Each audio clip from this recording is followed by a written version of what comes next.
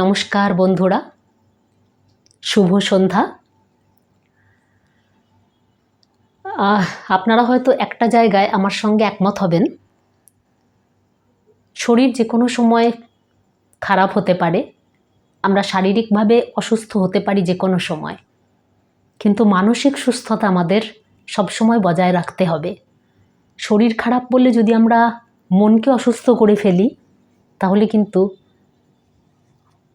প্রতিনিয়ত কষ্ট পেতে হবে, মন খারাপ হবে।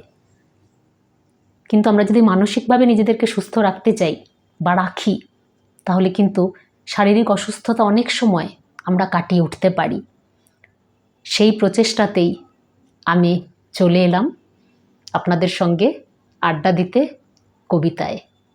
আজ কবি জীবনানন্দ দাশের লেখা কবিতা সুচেতনা। সুচেতনা, তুমি এক দূরতর দ্বীপ, বিকেলের নক্ষত্রের কাছে। সেইখানে দারুচিনি বনানীর ফাঁকে নির্জনতা আছে। এই পৃথিবীর রণরক্ত সফলতা সত্য, তবু শেষ সত্য নয়। কলকাতা একদিন কল্লোলিনী তিলোত্তমা হবে, তবুও তোমার কাছে আমার হৃদয়ে। আজকে অনেক রূঢ় রৌদ্রে ঘুরে প্রাণ, পৃথিবীর মানুষকে মানুষের মতো ভালোবাসা দিতে গিয়ে তবু দেখেছি আমারই হাতে হয়তো নিহত ভাই বোন বন্ধু পরিজন পড়ে আছে। পৃথিবীর গভীরতর অসুখ এখন, মানুষ তবুও ঋণী পৃথিবীরই কাছে। কেবলই জাহাজ এসে আমাদের বন্দরের রোদে দেখেছি ফসল নিয়ে উপনীত হয়। সেই শস্য অগণিত মানুষের সব থেকে উৎসারিত স্বর্ণের বিস্ময়ে আমাদের পিতা বুদ্ধ কনফুসিয়াসের মতো আমাদেরও প্রাণ মুখ করে রাখে।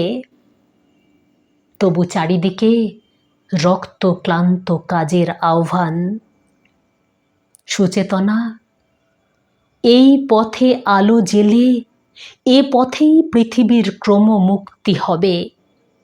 সে অনেক শতাব্দীর মনীষীর কাজ।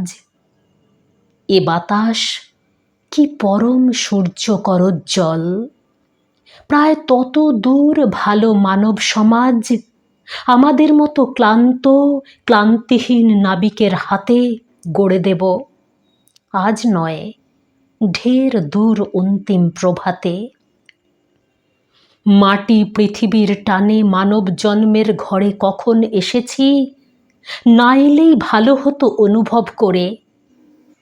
এসে যে গভীরতর লাভ হলো, সে সব বুঝেছি শিশির শরীর ছুঁয়ে সমুজ্জ্বল ভরে।